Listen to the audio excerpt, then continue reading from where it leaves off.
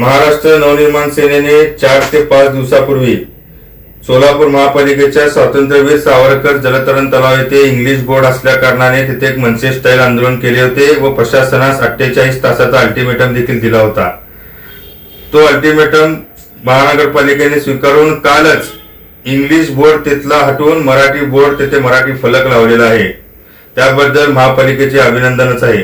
पण अजूनही काही शासकीय आस्थापने व खासगी आस्थापनांवर इंग्रजी फलक दिसत आहे, तो देखील त्यांनी ताबडतोब हटवून मराठी फलक तिथे लावावा, कारण या राज्यात या मराठी भाषेला अभिजात दर्जा मिळालेला आहे।